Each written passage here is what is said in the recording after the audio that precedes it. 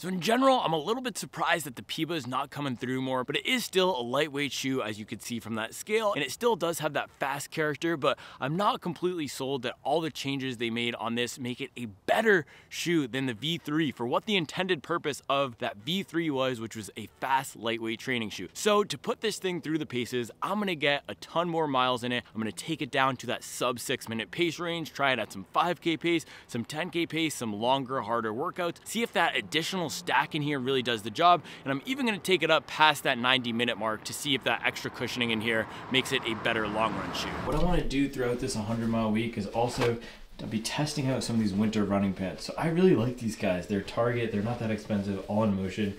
They got these little zip things on the bottom. They're super comfortable. They have a nice drawstring. So I will give these a high endorsement. I'll also be testing some of the more expensive ones like John G, Tracksmith, trying to get a few others in the house from different brands. But highly endorse these all in motion. Good job, Target. All right, guys. Day 2 with the Rebel. Gonna test out how these things are on the light trails. I have been doing these guys a lot, so that is gonna be a big change because the Rebels are not as cushion and comfy as what has been my daily trainer for the past few weeks. So we'll see how this guy goes. All right, guys, like I mentioned yesterday, I'm gonna be testing out all the different running pants this week. So yesterday we did it all in motion by Target. I think these guys are all in motion by Target too. So we're gonna find some different running pants from a different brand. Actually, you know what? Today we're gonna go with these Champion cotton joggers. We'll do a little comparison how the most basic sweatpants you can run in do. Sometimes I will just wear these cotton joggers. You know, you don't need some high-tech thing to get some miles in. So let's go with the old school champs today, guys.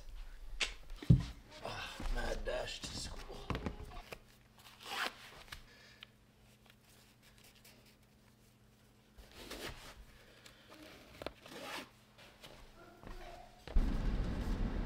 Man, it is legit cold out here this morning. It is 30 degrees. That's not just Carolina cold, that's the East Coast cold in general.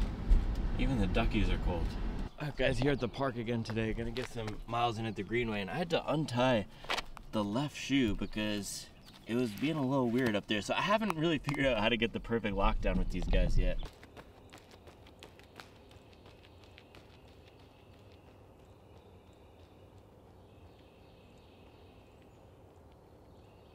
12 miles at a 7:48 pace for $1:30 or 93 minutes. It's all fun and games putting down pace in those plated shoes, but coming back to something like this, it is a completely different experience. And even just working to hold some 7:30 pace in this, I had to put some serious effort to turn over my legs. So this is the type of shoe it seems like it's really going to be good for building strength, and I could feel it working my calves. I could just feel my body doing a little bit more work in these guys than in a plated shoe. So all right guys, time for some serious recovery, because if I need a double today, I'm gonna need to get my act together. Champion sweats are actually solid. The downside of wearing cotton is that you don't get as much flexibility, and I wouldn't wear these to do a fast workout because sometimes when it feels like I'm trying to kick back, there's just not as much stretch in them as performance running pants, but for easy aerobic efforts, they're great. And so I'd give these, I don't know, 7 out of 10. We don't do numbers here, but these are awesome. I actually really like the way that they fit. It's just a nice, clean look. So great job, Champion.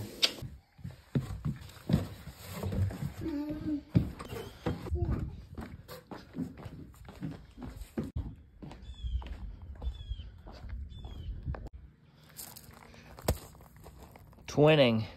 All right, guys, 20 miles on the day complete. Just did 8 more. And I'm really coming around on these things. They're just a nice, simple shoe. Not the most comfortable in the world, not the most cushioned in the world, but it gets the job done for these high mileage days when I want to feel like I'm building fitness and grind through some miles without the extra support. That's what these things are going to be good for. We got about 72 more miles to go. 24 hours in, 28 miles. All right, guys, 6:57 a.m. Friday. Hoping for another double day with these guys. Looking to rack up another 20 miles, get that mileage up to 100 again. These were pretty good for my double yesterday. Not the most supportive, not the most cushioned, but they did the job and made me feel like I'm building some strength, building some good fitness. So today I think we're gonna go with maybe a 14 miler at the Greenway, get a medium long run in, get that nice time on feet, and then probably a double in the afternoon with Reevesy in the stroller. Let's go.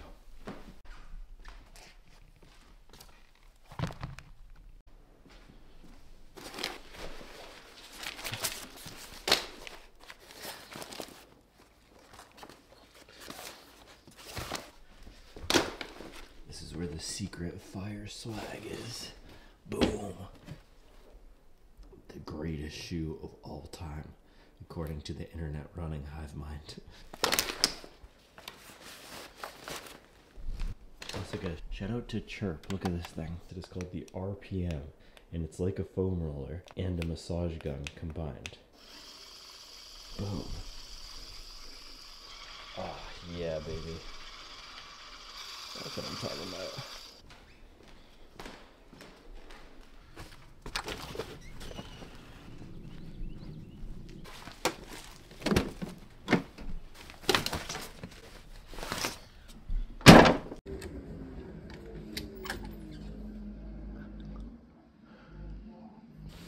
Gotta dig deep for these, man. Oh, that's rough. They're beneath the Hyperion Max. That's how you know I didn't mess with the shoe. It's buried beneath the Hyperion Max.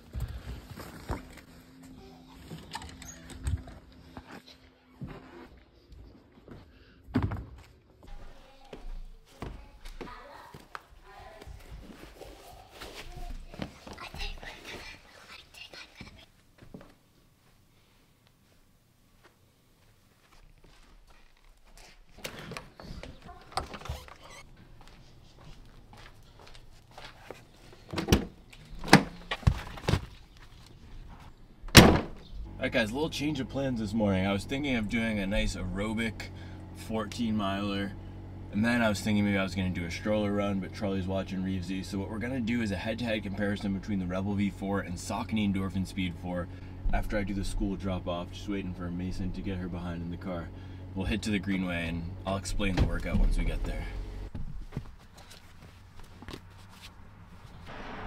Alright guys, now you can tell that I love a shoe for everyday use when I just leave the laces untied like this. My old Nike, I forget what they're called, but those laceless gold Nikes I have, I think they're one of the first versions of the Infinities maybe. Infinity React. I left those like this. I think I might have even taken out the laces. That's kind of what this is giving me vibes of actually. That old Nike Infinity React. That is a good comparison. And that wasn't a traditional EVA foam either. Man, I gotta bring those out because that's a very similar shoe to this. Also today I have the John G pants on. I don't know the exact name, but we're testing all these joggers. These ones are super nice. They got the pockets with the zippers. Now some of the running pants, I think the REI pants I've been trying don't have the pockets. That is just an absolute no-no for me in a shoe like this. You know, dropping the kids off to school. Whatever. I got the camera charger here. I got snacks in my pocket, probably my gloves. So I need these pockets. There we go. John G logo right there. Charlie gave these to me for Christmas or my birthday a few years ago, and I absolutely love them. I've taken them hiking, and they're super comfortable. And they go down decently far enough for me. That's my issue. I have super long legs, and I'm still a medium in men, so some of these pants are like capris. Somebody asked me with the REI trail joggers if they were a quarter, three-quarter. They're like, those are nice three-quarter length pants. And I was like, nah, dude, I'm just tall. I'm sorry.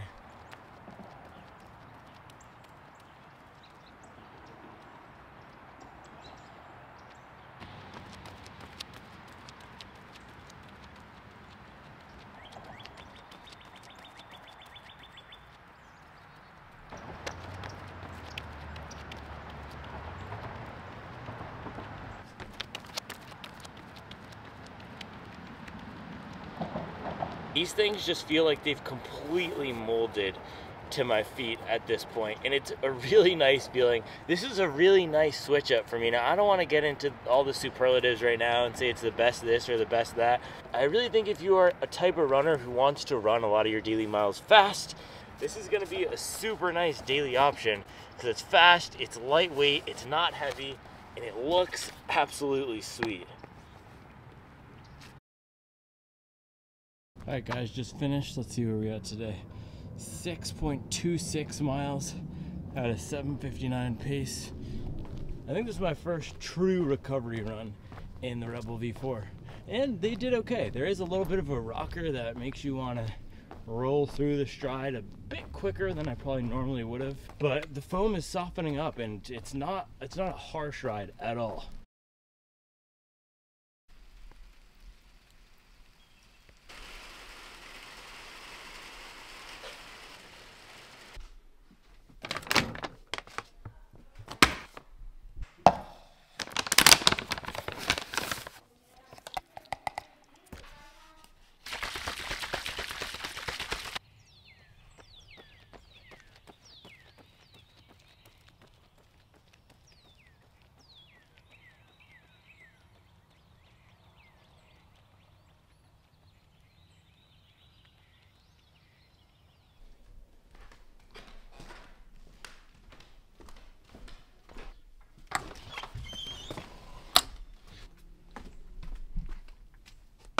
I always like to clean my shoes off after they get mucky and dirty on days like this.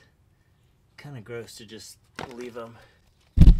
It's like what my grandfather taught me growing up. You have to fold the dollar bills nicely before you put them in your wallet. You got to respect the money. It's the same thing. You got to treat your shoes nicely and they'll treat you nicely in return.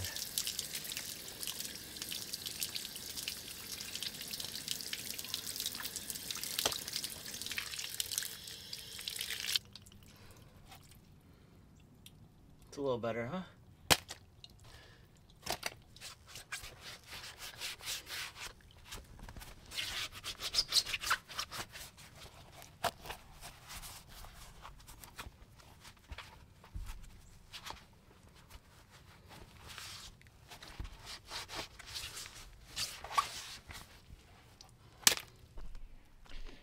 We definitely pushed it to the orange line with that 23 miler.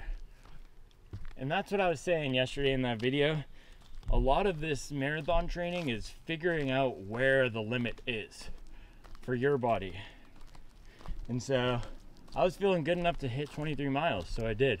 And I'll see how the recovery is, but I wasn't feeling like I was straining, and that's the key. Train, not strain.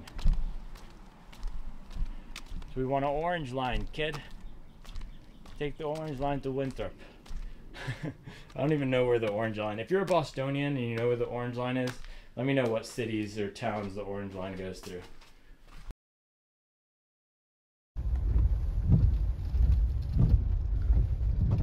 A little bit rainy out here today.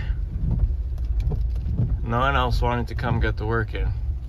Hey guys, just finished 6-mile recovery run, 8:16 pace, and it is pretty rainy out here, as you can see. And these things were an absolute tank.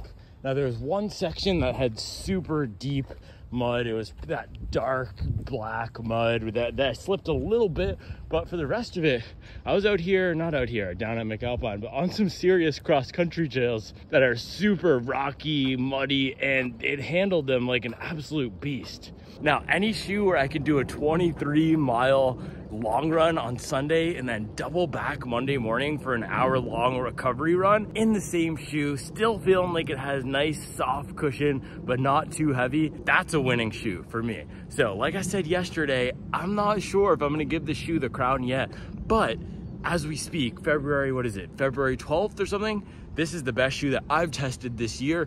And when I look at best shoe of the year, of course, it's hard to compare a marathon racer to a lightweight tempo shoe. But with this shoe here, it has all the top characteristics that I look for in a lightweight tempo shoe. It's versatile. It can do fast work. It can do some slow work. It rides like a daily trainer. The rubber grip is fantastic. So when comparing this to the rest of the category, it is head and shoulders above anything else I've tested in the past year. My previous favorite shoes were the Rebel V3. This has improved on that with the grip. And also I think the new fuel cell compound is a little bit better with the PIBA added in there, switched out for the TPU. And the other favorite shoe I had in the category was the Hoka Mach 5, but that one did not have a rubber outsole, and there's absolutely no way that I would take it out here on a trail like this. So we will be testing the Mach 6 soon, and that's gonna be a really interesting head-to-head, because that one has a full supercritical EVA foam, which I know EVA, you guys come at Hoka for having outdated foams, but supercritical EVA is one of my favorite training foams, and I actually think it's gonna be a pretty similar feeling to this fuel cell here. So when that one comes in, we'll do tons of head-to-heads, put that one through the paces as well, that as we stand here, February 12th, we need 15 more miles or so to get this to that 100-mile mark, and we do have a winning shoe on our hands in the Rebel V4. Now that's what you call getting put through the paces. We might need to take a trip to the hose again. What do you guys think?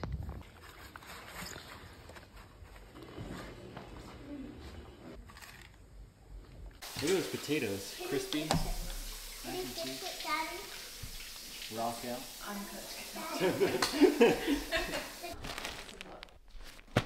Last day, Tracksmith came through with some gear for us. Thank you, Courtney at Tracksmith. Appreciate you. I always like the packaging that Tracksmith uses.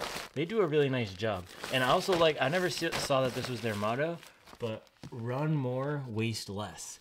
And that is why I feel justified buying Patagonia and like buying Patagonia and Tracksmith and some of these brands, because you are going to be paying a little bit more, but they'll also last longer.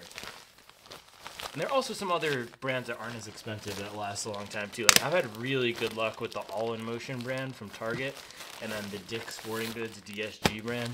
They do a good job as well. So thank you, Tracksmith. Let's see what we got here.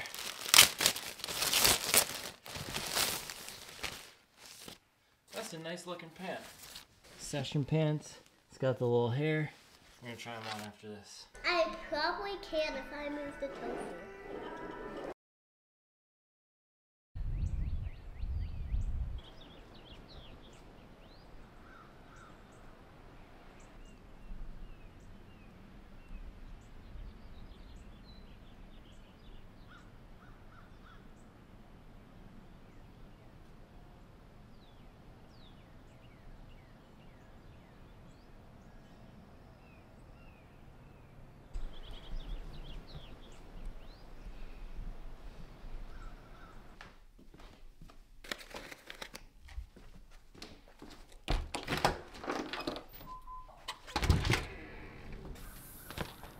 Alright guys, Rebel V4, last day of the 100-mile week with these guys. They're sitting at 95 right now. By the way, this is a little bit of a trick. If you don't have a newspaper to put inside your shoes, you can use the paper bag that you get from Harris Teeter, or whatever your friendly neighborhood grocery store is in your region. But shout out to Harris Teeter though. Also, pro tip about Harris Teeter, if you live in the Carolinas, their avocados, they always have ripe avocados. So if you need to make guacamole in a pinch, don't go to Publix or one of those other grocery stores, because they only have hard avocados. Harris Teeter always has perfectly ripe ones. It's crazy. I don't know how they do that with their business model and if they're just wasting a bunch of avocados, but it's pretty clutch. So this morning we just need 5 miles to close it out on these guys. They're sitting at 95. And I was hoping I could close it out on Monday, but I was only able to do a 6-miler on Saturday. I got pretty good mileage in though yesterday, so I'm happy about that. I think we closed it out at around 17. And I do have a little bit of a calf soreness on the right side here, but I think that's just what you get when you follow up a 23-miler with a 17-mile double. So this morning we're going to go nice recovery or aerobic pace, smooth 6 to 10-miler depending on how I feel. If I don't really want to push it to 90 minutes, then I'll cut it at 6 to 8. But if we're feeling good, then we'll cruise to 10. Now this morning is all about just getting that aerobic mileage in. I feel that I've put these shoes through the paces and tested them really well. The past few days were completely wet. That's why I had those Harris Teeter bags in here. And they've dried mostly. So there's not really much I'm checking for at this point. It's just closing it out to get the 100 miles. Then we can get back here and I can give you my final thoughts and do the full 100-mile review on these guys. Rebel V4, the third shoe to almost complete the 100-mile week test. So let's get into it. By the way, today we got the Tracksmith session pants on. These things are sweet so far. I put them on last night right before dinner after my stroller run double, and I've been wearing them since. Wore them to bed, and now we're popping out in the run. And that's what I look for in a good jogger. It's, can it do sleep? Can it do casual? We also got the zipper pockets here. That's the issue I have with some of these other joggers, like the REI ones. Actually wearing the REI gilet, if you guys can see that. REI gilet, shout out to Pickle Barrel. But the issue with the REI joggers is they don't have pockets. So big shout out to Tracksmith for sending me these and having the pockets And they don't really look like high waters. They're a little short, but we're not getting that high water look. So thank you, Courtney. Thank you, Tracksmith.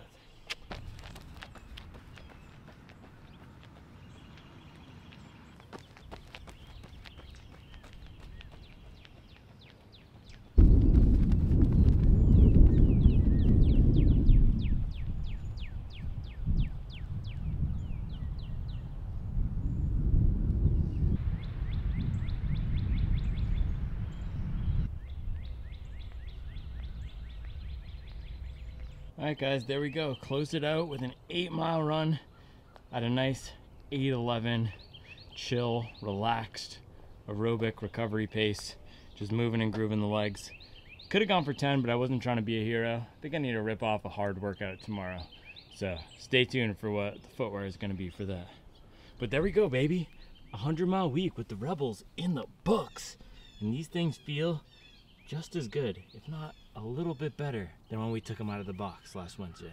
All right, let's hit the backyard and do this thing. All right, guys, so here it is, New Balance Rebel V4 after 100 miles. So if you've been following along the channel this year, you know that every daily trainer, or at least the daily trainers that I'm very excited about that are coming through the office this year, we are putting through the 100-mile week test. So this guy right here is the third daily trainer to go through that test. So first up at the beginning of January, we had the Puma Velocity Nitro 3. That guy was the first one ever to go through that 100-mile week test. We put it through the rain, we put it through the treadmill, we beat it down, got it to 100.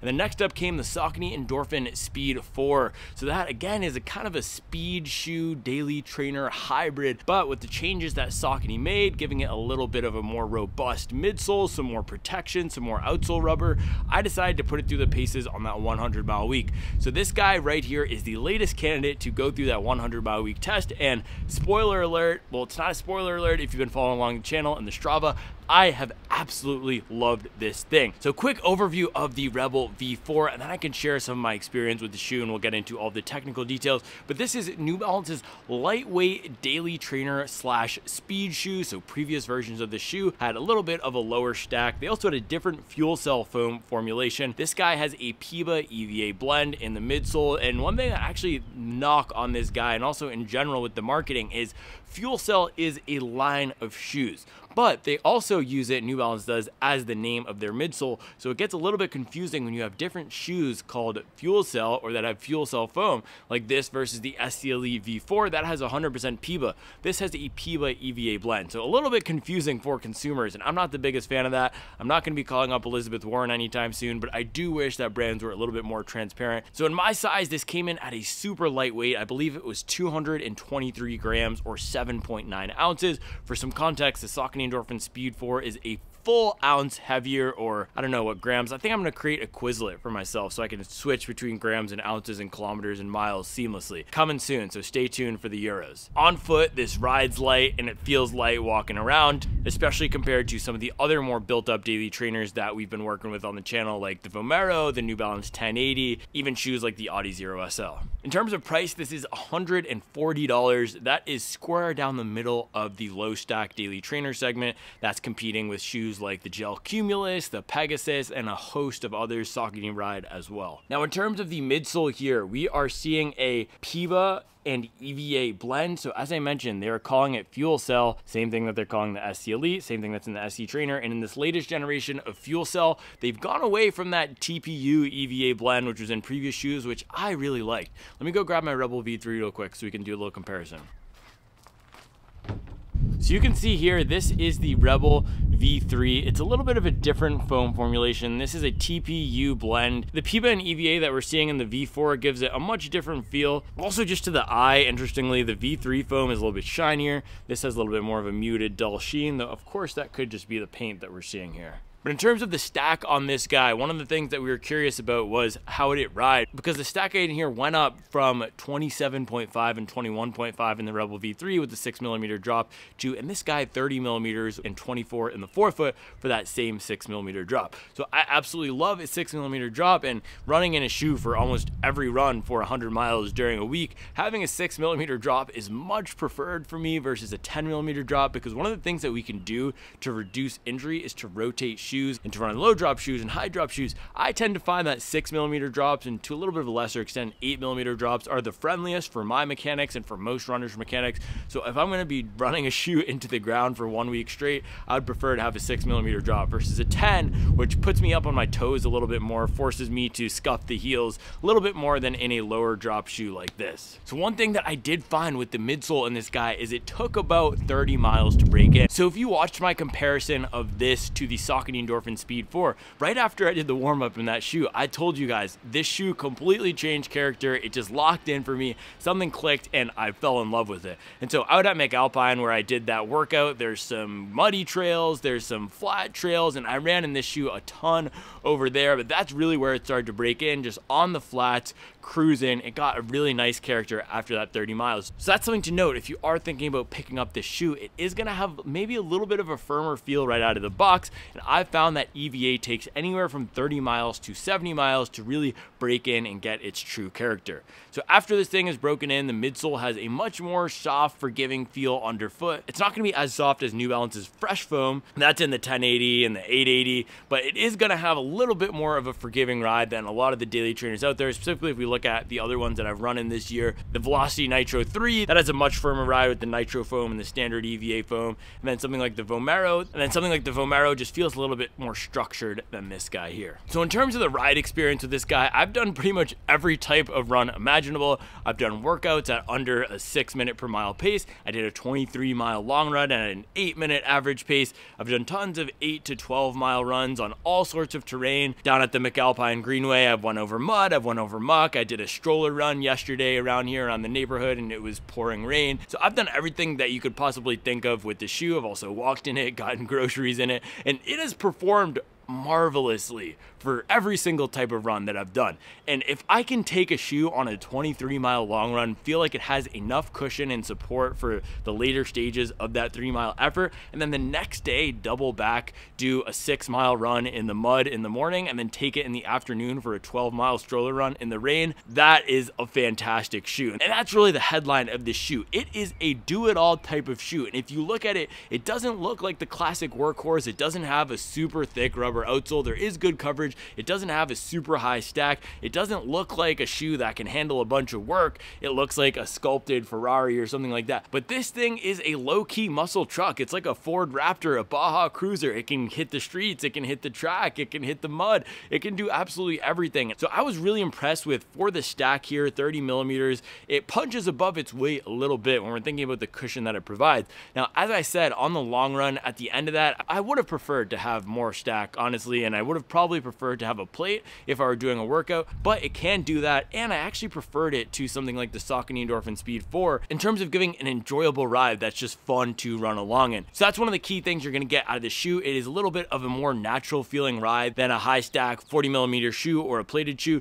but it still does have a little bit of a nice rocker profile up here, and the PIBA in the EVA foam here, I believe it's a 20% PIBA content shoe, gives it a nice little bounce. So as I was picking up the pace in certain sections, as I was doing strides, it's really easy to transition between pace and the shoe. It's not awkward at all, it's not clunky at all, and especially after the heel foam is broken in, it gives a nice smooth ride that can do some fast work when you want it to. Now, as I was thinking about the shoe and going through my experience with it, I was remembering at the beginning, I wasn't quite sure what the purpose of the shoe was. And I mentioned that in the first run review of the shoe. Every shoe that I review, I'm not looking to tell you if it's a good shoe or a bad shoe. I'm looking to tell you what is this shoe best for and how does it do at that exact job versus its peers. And so this guy here in previous generations, if we look at the V3 was a lightweight non-plated speed shoe. V4 still competes in that segment a little bit, lightweight non-plated speed shoe. However, I have seen some things coming out on Instagram that suggest maybe there's going to be another lightweight non-plated speed shoe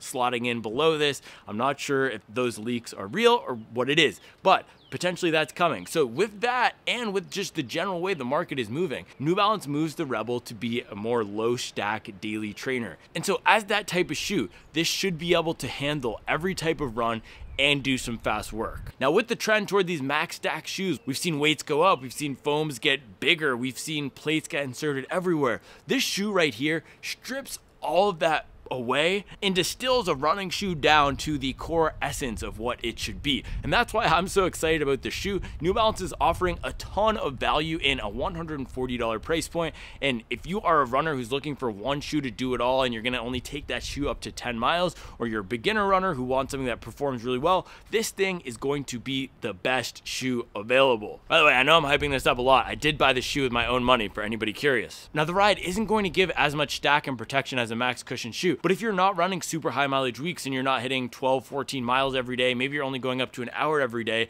this should do the trick for most runs. And this new formula of fuel cell does give a really forgiving ride. Now, if you are going up past 90 minutes, this isn't the shoe that I recommend for a lot of those runs. There's much better things in New Balance's own lineup for that. They have the SC Trainer V2 for some days where you want to play it for some extra pop. They have the 1080 for those 2-hour runs where you just want to move the legs, not worry about pace at all. And there's also lots of other great options from other brands on the market. So while this is a really awesome shoe with a versatile ride, it's not going to be the best for longer efforts. I will personally probably keep this in as that 90-minute and below shoe in my own rotation, especially because I test so many other great shoes out there. Also, in terms of the ride and the use case of the shoe, this is just a great sneaker. I've been wearing it around town, I've been wearing it in the backyard, and it's an awesome shoe. I think New Balance has a hit on their hands, and this could replace the Pegasus as that go-to sneaker that people just love wearing. I can already see high school kids just wearing this around town with the laces untied, and they have so many cool colorways coming of this as well. I saw the chai and the matcha ones that leaked last week. So New Balance is going to be selling these flying off the shelves. I have no doubt about that. And then last thing about the Ride, this is a really stable shoe because it has a nice wide base compared to what we're seeing in some other shoes. However, with that, it's not going to be the most supportive. So if you need a ton of support from your ankles, maybe that's a little bit of an undeveloped area for you, I would not suggest this as a shoe. I would look to something like the Kayano or the Saucony Guide 17 that just dropped, because while this is a more stable, natural platform from the way that it's flared out and from how wide it is, you're still going to have to use your lower legs to run a lot in the shoe because it is lower stacked to the ground. So that is something to note. If you have a lower leg weakness, this is probably not going to be the best shoe for you.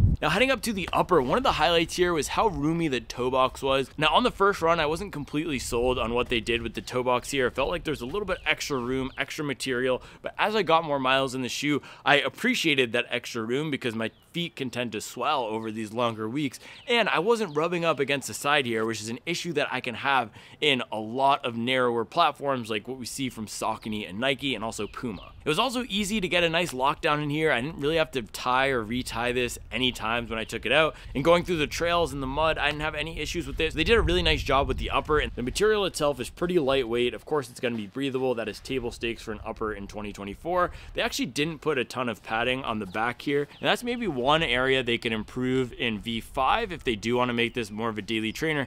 But of course, we talk about trade-offs on this channel, and that's going to be a trade-off. If they add more padding around here, the weight will go up. So I don't mind it for what it is, being a lighter weight shoe, being more of a hybrid speed shoe daily trainer. It has just the right amount of padding for that. But as a shoe that I'd be pulling for multiple times a week, would like a little bit more padding. But I do remember seeing the Fresh Foam Balos down at TRE, which will kind of compete with this in New Balance's lineup just a little bit. That's going to have more stack, more of a bouncy, higher PIBA content foam, but that does have a lot more padding around the back. So that's going to be another comfort and speed blend option in the New Balance lineup. Now, I didn't have any issues with heel slipping or a lockdown around the back of the shoe. I do check for that on the long runs after you guys mentioned it. And one other thing that I've been checking for after someone asked me about this is, how does the insole feel? Is it bumping up into the middle of the platform? And I didn't personally have any issues with the insole here. I have standard feet. They're not flat. They're not high arches. So take for that what you will. All these shoes generally seem to fit me pretty well when it comes to the insole, but I personally didn't find any awkward fit with it. Now, when it comes to the insole, the other thing I wanted to mention, this is an issue that I had with the V3 as well, but the insole materials that they're using in the Rebel line across the past few generations are not the best.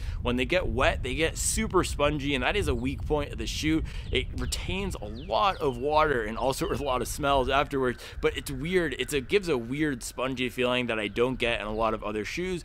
And the shoe also did let in a lot of water because, as you can see here, there's not a huge overlay up in the front like we might get with another shoe. But in terms of the fit, the upper is dialed in, and if you do have a wide foot, the shoe should fit you pretty well in the standard version. Now, thinking about the outsole, this is an area that I was highly impressed. Now, if you take a look at what they've done here with the texture and the pattern compared to V3 here, you can see V3 is pancake flat, and V4 they've gone with these little nubs here, and initially I thought it was just for design, but there is some function to this.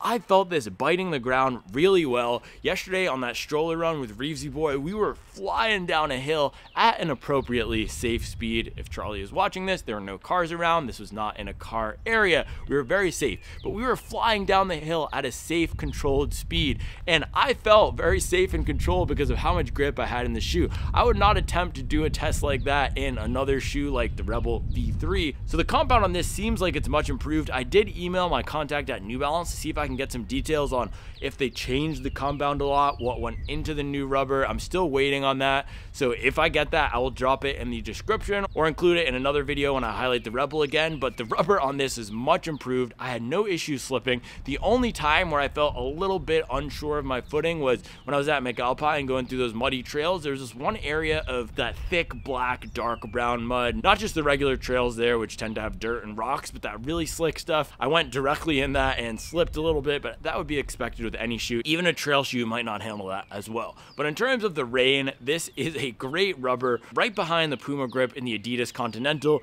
I felt very sure of my footing, and with the new pattern and texture that we're seeing on here, you should have tons of grip for any wet weather running. Now if we go to the back here, take a look at the durability we've gotten so far. Now you can see I have worn this rubber smooth, but you can also see there is tons of rubber. This is a very thick application of rubber. I do think we'll get 350 miles out of this guy, and I plan to take this into the high mileage club this year. So I'm impressed with this shoe and the value that we're getting at $140 with a nice layer of rubber that should last 300 plus. That's a great thing for $140. So I'm impressed with the rubber here in terms of the grip, in terms of the durability and the application, what they did with the little texture. This is one of the best applications of rubber I've seen from New Balance, if not the best, because what they had in the Rebel V3 was not great with that pancake flat material, and then also in the SC Trainer V2 the durability has not been awesome. So maybe that's an issue that they're looking to improve in these guys. Also, I should mention the 1080 I wore through the rubber in that at about 300 miles. So this guy looks like it will hold in there a little bit better, and I'm excited to get a ton more miles in the shoe this year. Also wanted to show you another shoe that I took to 100 miles really quickly. So with this one, I also wore the rubber flat in my highest wear areas, but the Puma seems like it has even a little bit of a thinner layer than we see on the New Balance here, and Puma is known for having durable shoes. So that is something to note. New Balance is coming for that durability crown in 2024. So in terms of who this shoe is best for, if you are looking for a lightweight, do-it-all shoe that can go fast, that can do some recovery runs, that can do anything up to 90 minutes to maybe 2 hours, this is going to be the shoe for you, especially if you're an efficient runner, if you're a runner who doesn't need a lot of cushion, if you don't need a lot of protection and impact absorption for your joints, this can be a shoe that you do all of your running in. I felt that the foam rebounded really well over 100 miles. I ran in this shoe every day over the past week, and it's given me a really solid, consistent performance, especially doing a 23-mile, 3-hour long run and the next day running 17 miles in it. That is highly impressive for a shoe to still feel supportive at the end of that effort. This is also one of the best value shoes now on the market. While it's not the absolute cheapest at $140, the versatility that you're gonna get out of it and the longevity make it one of the best buys. And that is the thing that I look for. I don't just look for the cheapest price. You guys know I wear this hoodie in pretty much every video. This thing will last forever. It's super thick, it's really durable, and that's the same thing that I look for in a good running shoe. This guy is not going to be the cheapest basement bargain on the market, but at $140 you're going to get maybe 400 miles out of this thing before it goes, and that is really impressive. Now if you want a daily trainer with a little bit more support and protection, I would not go for the Rebel V4 here. And for most runners out there, I would also suggest pairing this with either a max cushion shoe or a plated shoe. A max cushion shoe for those super slow recovery days, take the burden off a little bit, or a plated shoe for some faster speed work if you're training for the marathon and need something for longer distances where you're gonna be doing these faster endurance style workouts. So my current top pick for a plated training shoe is the Boston 12. It's a fast, fun shoe, but it can be a little firm for some runners. So I've also been testing the Deviate Nitro 2 as an alternative to that for some of you guys who like a little bit of a softer, more forgiving feel underfoot. Now when it comes to the max cushion segment, my top recommendation right now is the New Balance 1080 V13. That has a really nice relaxed character underfoot compared to this. If you don't want to pay $165 though for a shoe, I would recommend the Asics Gel Nimbus 25. That comes in at $120 because it's the last generation of the shoe, which undercuts the market by $40 to $45. So, all right guys, I know it's only February, but this is is my favorite shoe of the year so far. This thing has the crown. This is the top shoe until another one comes in to knock it off. We are highly endorsing the Rebel V4 as the best daily trainer of 2024. All right, guys, that's all I have today. Thank you so much for watching. Thank you for all the support. We are gonna keep it rolling, keep it cranking, keep the miles going. Let me know all your shoe requests. We got a bunch more in the queue, but I wanna make sure that I'm running in what you wanna see. So let me know in the comments below. As always, I will see you tomorrow with another video.